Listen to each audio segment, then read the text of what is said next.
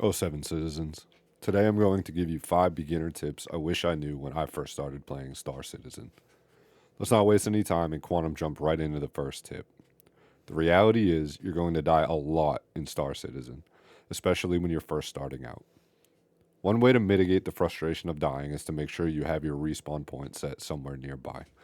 The most common way of doing this is by visiting a medical center in the different cities and space stations around the verse. Once you've reached the medical center, there are a few ways that you can set your spawn point. The first way is to approach the check in terminal near the entrance of the medical center, where you'll be given a room number. Navigate to the room you are assigned, and you will find a med bed inside.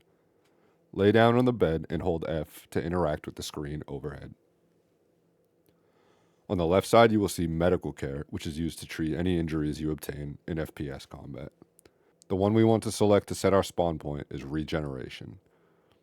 On the left, it shows your current respawn location, and on the right, it shows your home hangar that you selected when you first created your character.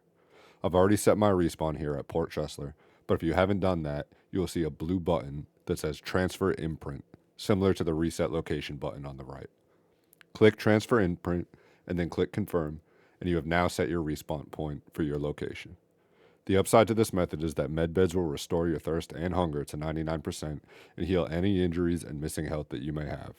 If you're in more of a hurry, you can look for these regeneration terminals, which will simply give you the option to transfer imprint to the current location or reset your home location. Now, all of these medical centers have these little pharmacy shops in them, which leads us straight into tip number 2, and that's how to buy items directly into your inventory. By default, all of your purchases will go into your station inventory. Station inventories are independent of each other, so what you have stored at Port Tressler will not be available at New Babbage or any other location around the verse. To buy items directly into your backpack, simply go to any shop terminal and click the Choose Destination dropdown in the upper left corner. Change the destination to your backpack, and now any item you purchase will go into your personal inventory instead of your station inventory. Certain items that are too large for your backpack, such as this FS9 LMG, will go into your station inventory regardless and need to be retrieved there. I mostly use this feature for meds and ammo, which actually leads us into our next tip, which is how to equip and repool your ammo. Star Citizen gives you multiple ways to equip ammo to your character. This is actually handy because trying to equip ammo can be buggy at times, so having these extra options can give you a workaround in a lot of cases. The first method is to right click the magazine and select Equip. You can see the magazine attached to your character. Another way to equip a magazine is to simply double click it in your inventory, and again, you will see it attached to your character.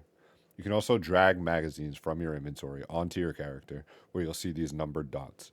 The green dots indicate an open slot for a magazine, while the blue ones indicate a mag is already equipped.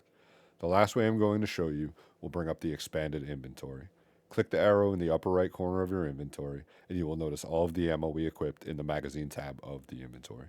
On the right, you will see your backpack that you can scroll through to find the ammo you would like to equip.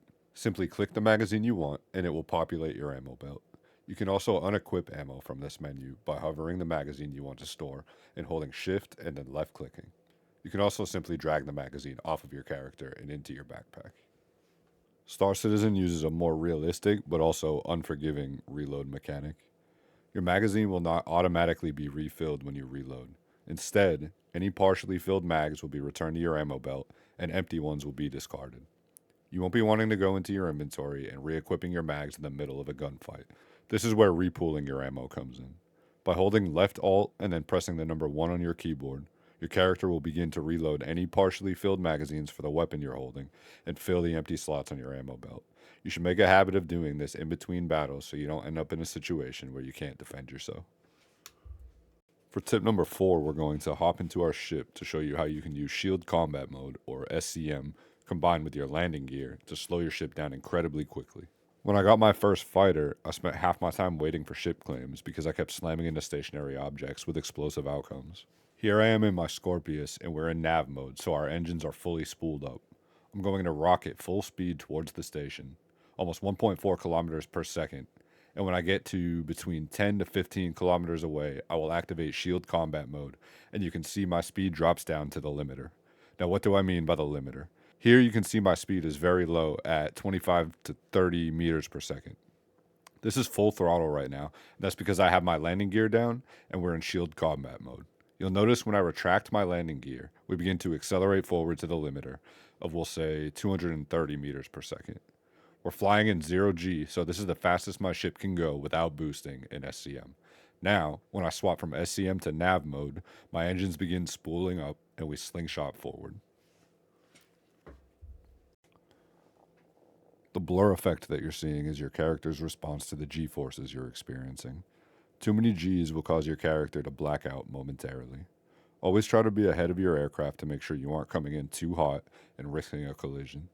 Keep in mind that the heavier a ship is, the harder it is to stop. The last tip I have for you today, and my personal favorite on this list, is to turn on the Advanced Flight HUD. It is absolutely packed with information you're going to need while you're flying, such as your speed, heading, altitude if you're in atmosphere, angle of attack, coupled versus decoupled flight, and the list goes on. You can turn the Advanced HUD on by using your MFD and scrolling to the configuration page. In the upper right, you will see the HUD menu, where you should toggle the Advanced HUD options on. You can also set them on by default by pressing Escape and going to Settings, Game Settings, then scroll down to Default HUD, Advanced HUD, and toggling the 3 options to Yes. Your HUD will now look like this, where, like I said, you get an insane amount of useful information about what's happening with your ship while you're flying. I'll be doing an in-depth guide to the Advanced Flight HUD, so be sure to subscribe if you like the video and want more useful tips and tricks to help you on your adventures in Star Citizen. Thanks for watching, and 07.